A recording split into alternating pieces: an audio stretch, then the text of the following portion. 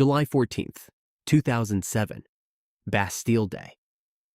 While the entire country has its eyes on fireworks, a stolen helicopter is dropping out of the sky over a maximum security prison and landing directly on the roof. Somewhere below, inside a prison cell, a man is waiting calmly, like he already knows how this ends. He has done this 2 times before, and both times the French government swore publicly that it would never happen again. This is Pascal Payet, a bank robber who French newspapers named the King of Escape. He escaped from prison 3 times using a helicopter, but in the end, it'll be a phone call that puts him back in. Pascal Payet grows up moving around a lot.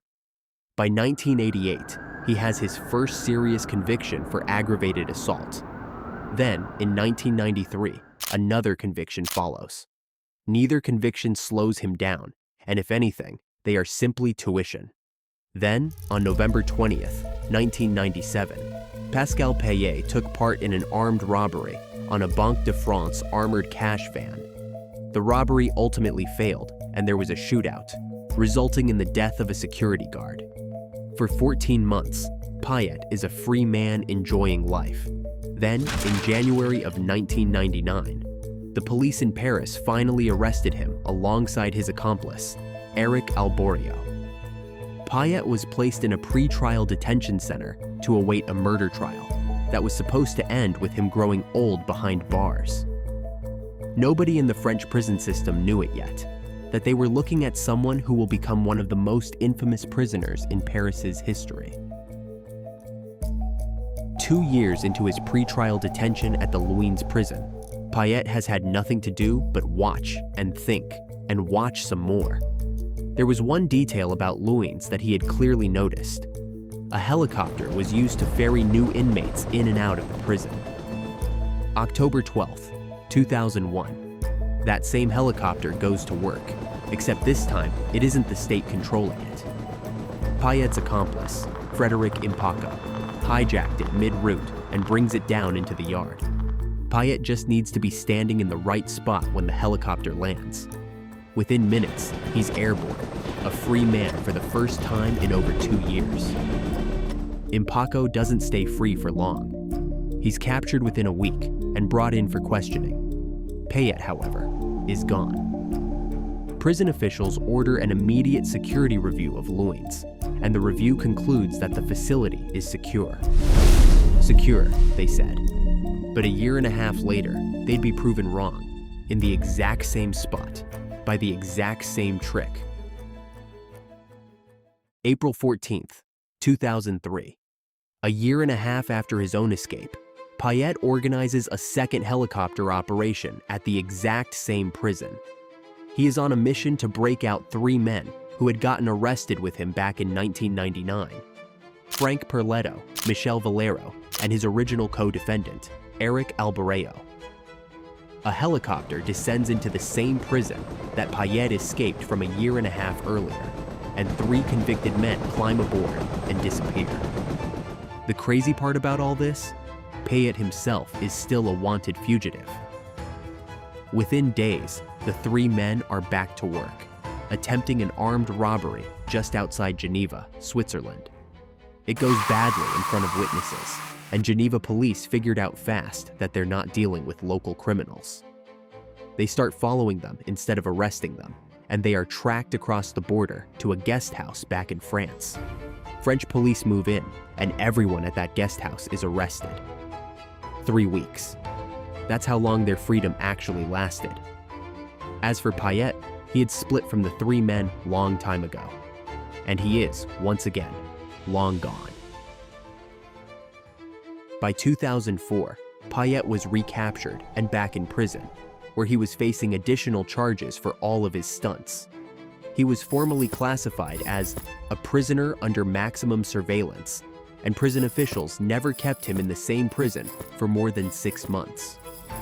Payet went on a hunger strike at a prison in Metz, protesting that he had been transferred between 9 different prisons in 30 months. In December of 2005, he even published an open letter on a French blog titled The Saga of My Transfers. The irony behind his complaints had the public speechless.